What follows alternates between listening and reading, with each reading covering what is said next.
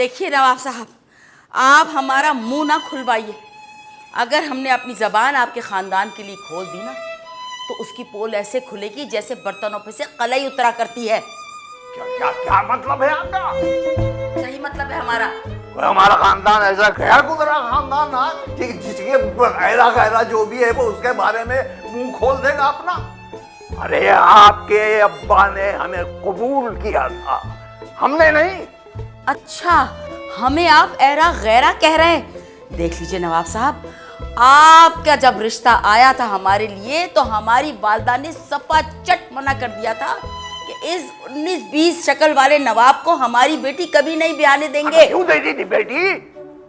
अगर ये 19-20 शक्ल थी तो आपका खानदान जहां तक हम जानते हैं इंतहाई निकम्मा और मक्कार खानदान है। अरे बातें कर दिया, एक मक्कार मनूस तो मैं कह नहीं सकता, ऐसा खानदान था आपका। देखिए नवाब साहब, आप हद से गुजरते जा रहे हैं। हम बताए दे रहे हैं आपको नवाब साहब, अगर हमारे अलावा किसी और खानदान का भी रुख करते ना आप लड़की लेने के लिए तो छोटे से छोटे खानदान की भी लड़की आपको नहीं दी जाती। समझ आई आपको? हमारा खानदान लखनऊ का नामी गिरामी नंबर 1 खानदान था। अरे कनकौओं का खानदान है। कनकौए जानते हैं, वो पतंगे उड़ाते हैं, पतंगे। उनको बुलाया जाता था कि भाई हमारा कनकौआ लड़ा दो। बड़ा खानदान जानता हूँ बड़ा नवाबों का खानदान। अरे आपके दादा तो एक होटल में वो काले कपड़े पहन के खड़े होते थे और अंग्रेजों को वो मशरूब पिलाया करते थे जिसका नाम भी मैं लेना नहीं चाहता, लाहौल मेरा कोट। अच्छा जी, तौबा तौबा तौबा कीजिए तौबा। अरे हमारे दादा जान और वो भी किसी होटल में मुलाजमत जी नहीं। आपके लिए इत्तलान अर्ज है कि वो होटल ही उनका अपना था। अच्छा जी, अगर आप अपने दादा हुजूर की बात करें तो हमारे तो मशरूब पिलाया करते थे क्योंकि उनका तो होटल अपना था। अपने दादा जान की बताएं ना, कौन सा ऐसा मशरूब था जो पिया करते थे जिसके बाद वो बेहोश हो जाया करते थे? उस मशरूब का नाम बताना पसंद फरमाएंगे आप? अरे वो तो नवाबी वही होते हैं जो कभी कभार जब कभी तबीयत खराब हो, सीने वीने में दर्द हो तो वो एक आध लगा लिया करते थे। उस मशरूब का नाम है ब्रांडी। ओहो, ब्रांडी! मैं तो नाम भी ना लूं। कितने फखर से आप इस मशरूब का नाम ले रहे हैं, ब्रांडी हैं जी। बात सुनिए, हमारी नाक़िस अक़ल तो ये कहती है कि उनके दिल में नहीं, उनके दिमाग में दर्द हुआ करता था जब वो ये मशरूब पी के बेहोश हो जाया करते थे। अब हम आपसे बहस करने के बिल्कुल मूड में नहीं हैं। और एक बात कान खोल कर सुन लीजिए, अगर हमारे जाने के बाद भी आपने हमारे खानदान के बारे में एक लफ्ज भी कहा तो हमसे बुरा कोई ना होगा। हम जा रहे हैं, समझ आई आपको? जाइए। जा रहे हैं। अरे जाइए जा रहे हैं। जाइए और फिर नहीं आइएगा। नहीं आएंगे। जाइए। खुदा हाफिज। खुदा ही हाफिज। बड़ा खानदान क्या था आपका? पानदान था हमारा पानदान।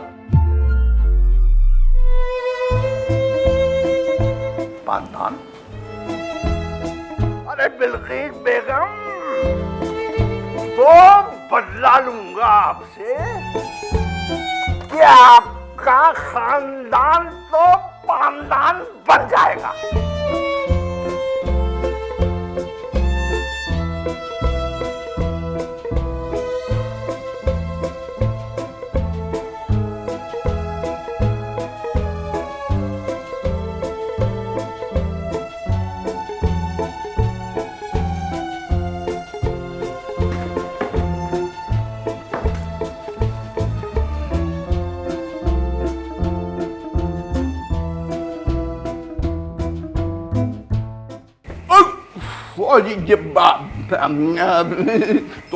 तुम यहाँ क्या कर रही हो?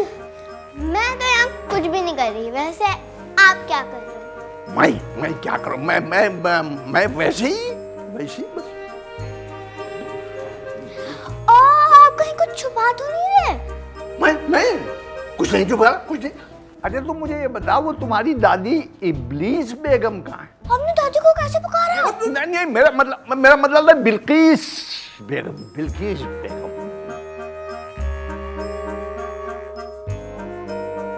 हैं? अरे हमारा पानदान कहाँ गया? कोई सुन रहा है? दादी हमें नहीं पता। अरे सुनो सुनो, क्या वो दादी जान? अरे हमारा पानदान कहाँ गया? यहीं तो रख के गए थे, हम यहीं रखते हैं हमेशा। मुझे नहीं पता है। लो भैया, अरे कहाँ चला गया हमारा खानदानी पानदान? दादी परेशान ना हो, मिल जाएगा। अरे कहाँ से मिल जाएगा? हर वक्त का तो ये दरवाजा खुला रहता है, कोई चोर चक्का आया होगा और ले उड़ा होगा हमारा पानदान। हमारा बस नहीं चल रहा कि वो चोर हमारे सामने आ जाए और हम उसकी टिक्का बोटी करके ना चीलों कब्बों को खिला दे। आप किसको बोल रही हैं? कौन ले गया आपका पानदान? अरे हमारे दादा जान है ना, नवाब शौकत, हर वक्त का दरवाजा खुला रखते हैं, तो कोई गुंडा बदमाश आ गया होगा है गेट के अंदर दाखिल होकर हमारा खानदानी पानदान जो किसी के खानदान में हो ही नहीं सकता वो उठा के ले गया होगा। जाओ जरा जाके अपने दादा को कहो कि जाके थाने में FIR कटवाए ताकि उस चोर को पकड़े और उसकी हड्डी बोटी एक कर दे, तो हम जमीन आसमान एक कर देंगे। बच्चे आ गए। हाँ जाओ जाके बुलाओ।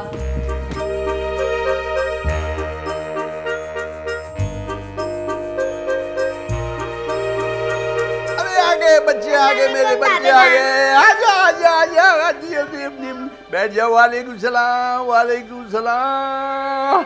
बच्चों खैरियत से हो? जी। शाबाश शाबाश शाबाश। लो भाई, वो गुल्लू मियाँ कहाँ है? दादा जान वो एक अंधे फकीर को उसके घर छोड़ने गया था। अच्छा, माशाल्लाह, ये तो बड़ी अच्छी बात है। इसको तो कहते हैं खिदमत खल्क। अरे ये तो बड़ा अच्छा किया। ओ आ गया गुल्लू, आजा आजा आजा। अस्सलाम वालेकुम दादा जान। आ जाओ। वालेकुम सलाम। बैठो बैठो बैठो बेटा। आज तो तुमने कमाल कर दिया। सुना तुम एक अंधे फकीर को रास्ता दिखाने गए थे? जी दादा जान। बेटा गुल्लू, शाबाश। इसको कहते हैं खिदमत खल्क और हुस्न सलूक। क्यों ना फिर आज तुम्हारे दादा जान तुम्हें एक ऐसी कहानी सुनाए, खिदमत खल्क। सुनोगे? जी दादा जान। लो भाई फिर सुनो, और तुम्हें सुनाते कहानी। लो बच्चों, अब सारी तवज्जो मेरी तरफ दो, सुनो। दादी जी भी आएंगी अभी थोड़ी देर में। आज जो मैं कहानी सुनाऊंगा आपको वो एक ऐसे लड़के की कहानी है जो हर वक्त इस कोशिश में लगा रहता था कि वो हर वक्त दूसरों की मदद करता रहे, किसी न किसी तरह भी। जहाँ भी कोई मिलता उसकी मदद करना शुरू हो जाता। उसकी इस आदत की वजह से उसके माँ बाप, दोस्त, अहबाब, बहन भाई, खास तौर पर टीचर उसके बहुत खुश थे। बस वो घर से बाहर भी निकलता तो अगर देखता कि कोई औरत जा रही है, उसने कोई बोझ उठाया हुआ है, तो वो उसका आधा बोझ बांट लेता था ताकि उसका बोझ कम हो जाए। अपने गरीब दोस्त की मदद करता था, किसी को फीस देना होती थी उसमें से दे देता था। अपने पास जो पैसे होते थे वो जोड़ के बचा के रखता था, उनमें से एक हिस्सा वो गरीबों को जरूर दे देता। ये उसकी आदत में शामिल था। सब लोग उससे बहुत खुश थे, बहुत ही खुश थे। एक दिन क्या हुआ, शाम को बड़ी बारिश हो रही थी। वो अपने कमरे में बैठा हुआ था। उसने देखा कि दूर से एक शख्स जिसके हाथ में कुछ थैले हैं जिसमें सब्जी, रोटी वगैरह इस तरह की चीज़ें हैं, वो उन थैलों को छुपाए हुए बारिश में चलता चला आ रहा है। फिर उसने देखा उस शख्स का पाँव फिसल गया और वो सारी चीज़ें जो थी वो गिर गई और पानी में बह गई। वो शख्स बहुत परेशान हुआ, उसके चेहरे पर इस्तराब था। उसी परेशानी में दोबारा उसने उठने की कोशिश की और उन चीज़ों को लेने के लिए भागा, मगर नहीं, वो चीज़ें उसके हाथ में आई। अब ये सारा सामान खाने पीने का था, सब बर्बाद हो गया, ख़त्म हो गया। क्या करता वो? बड़ी परेशानी से उठा, ये लड़का सब कुछ देख रहा था। ये भागा और इसने उसको उठाया और इसने देखा कि उसकी क्या हालत है। लगता था उसे भूख भी बहुत लगी हुई थी, बारिश रुक नहीं रही थी। तो वो उस शख्स को लेकर अपने घर आ गया। जब उसने उस शख्स को गौर से देखा तो वो समझ गया कि उस शख्स के घर में खाने को कुछ भी नहीं होगा। क्या हालत हो गई है इसकी बेचारे की। उसने उसको बिठाया और फिर फौरन ही उसने महसूस किया कि उसके घर में चारों तरफ अनमोल अक़साम के खानों की खुशबू फैली हुई है। तो भागकर किचन में गया। वहां उसकी माँ खाना पका रही थी। तो उसने अपनी माँ से पूछा कि ये खुशबू क्यों आ रही है, इतने किस्म के खाने क्यों पकाए जा रहे हैं। उसकी माँ ने उसे बताया कि उसके बाप के कुछ दोस्त आ रहे हैं और उन दोस्तों के लिए ये खाने तैयार किए जा रहे हैं। समझे? ये सब देखकर उसे बहुत दुख हुआ। उसने सोचा कि उसके अपने घर में इतना खाना बनाया जा रहा है और एक वो शख्स है जो उसके सामने बैठा था, जो अपने खाने पकाने के लिए सब्जियां और दूसरी चीज़ें लेकर जा रहा था, जो सब पानी की नज़र हो गई, बह गई, बर्बाद हो गई। वो भूखा है बेचारा और हमारे घर में इतने खाने बनाए जा रहे हैं। तो उसने अपनी माँ से कहा कि माँ, ये जो खाने आप बना रही हैं इसमें से 3-4 लोगों का खाना निकाल के मुझे दे दें। उसकी माँ ने कहा कि बेटा ये कैसे हो सकता है, मैंने तो पहले ही चंद मखसूस मेहमानों के लिए हिसाब से खाना बनाया है, उसमें से मैं तुम्हें निकाल कर कैसे दे सकती हूँ। माँ का जवाब सुनकर उसे बहुत मायूसी हुई और वो सोचने लगा कि उस शख्स की किस तरह वो मदद कर सकता है जिसने कुछ खाया भी नहीं है, भूखा है। थोड़ी देर के बाद वो उठा और अपनी बहन के पास गया और बहन से कहा कि ये जो खाना पक रहा है इसमें तो तुम थोड़ा सा उस शख्स के लिए निकाल के मुझे दे दो।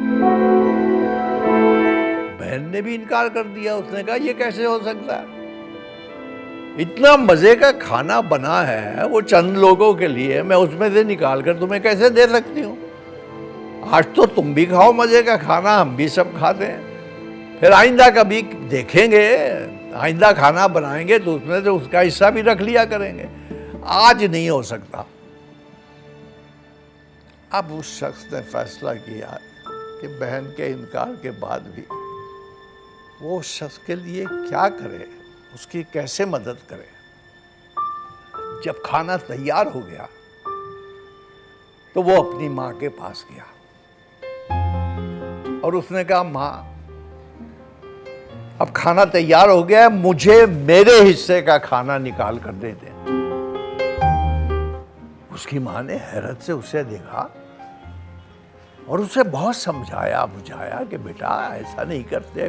वो अपनी धुन पे अड़ा रहा। उसने कहा नहीं माँ, मुझे मेरे हिस्से का खाना दे दे, मेरे हिस्से का। आखिर माँ ने मजबूर होकर उसको उसके हिस्से का खाना दे दिया। इस तरह वो लड़का अपने हिस्से का खाना लेकर उस शख्स के घर चला गया। वहाँ जाकर उसने लोगों को बताया कि किस तरह वो अपने कमरे में बैठा हुआ था, बारिश हो रही थी, ये शख्स आ रहा था, इसके हाथ में थैले थे, उसमें सब्जियां थी, खाने पीने का सामान था, बारिश बहुत ज़ोर से हो रही थी, वो फिसला, पानी में गिरा और फिर सारा उसका खाना वाना बह गया था। किस तरह उसने उसको बिठाया और फिर वो किस तरह अपनी माँ से खाना अपने हिस्से का लेकर यहाँ आया है। ये जब उसने सबको बताया तो सब लोग उसकी सखाफत, हमदर्दी से बहुत मुतासिर हुए और उसको दुआएं देने लगे। समझे कितना अच्छा काम उसने किया लड़के ने। वो भूखा था वो शख्स इसके वहां खाना पक रहा था। जब इसकी माँ ने, बहन ने इनकार कर दिया तो अपने हिस्से का खाना लेकर वो आया और उस भूखे शख्स के घर चला गया और उसने खाना दे दिया। अब जब वो घर पहुंचा, उस भूखे शख्स को खाना खिलाकर, लोगों की दुआएं लेकर, तो उसकी माँ ने उसे देखा और वो नाराज नहीं हुई, बल्कि बहुत खुश हुई। और उसकी माँ ने उसे बताया कि बेटा, मैं 4 लोगों का खाना तुम्हें दे सकती थी, मगर जब तुमने अपने हिस्से का खाना मांगा और मैंने सोचा और मैंने तुम्हें दिया, मैं देखना चाहती थी कि तुम दूसरे को कैसे खिलाते हो। आज तुमने मेरा सिर फख्र से बुलंद कर दिया। वो अपने बेटे को किचन में ले गई और वहाँ उसने खूब अच्छे अच्छे खाने जो पहले पकाए हुए थे उसको खिलाए। खूब पेट भर के उसने खाया, उसे गले लगाया, चूमा, प्यार किया। कहता, उसने माँ ने कहा कि बेटे हो तो ऐसे हो। इसका मतलब क्या है, सबक क्या मिलता है इस कहानी से? कि हमें दूसरों की हर वक्त मदद करनी चाहिए, और ये यकीन के साथ कि अगर हम किसी की मदद करेंगे तो कोई फिर हमारी भी मदद करेगा। तो जब आप किसी की मदद कर रहे हो तो इस यकीन के साथ मदद करनी चाहिए कि आप मदद कर रहे हैं या मदद में हिस्सा डाल रहे हैं। तो वालेकुम अस्सलाम बच्चों। कोई आपकी भी मदद करेगा। ठीक, अब होती है कहानी खत्म। समझ में आई बात बच्चों? अब यहाँ दूसरी कहानी शुरू होगी। जाओ जाओ बेटा, खुदा हाफिज़, खुदा हाफिज़। चलिए चलिए चलिए।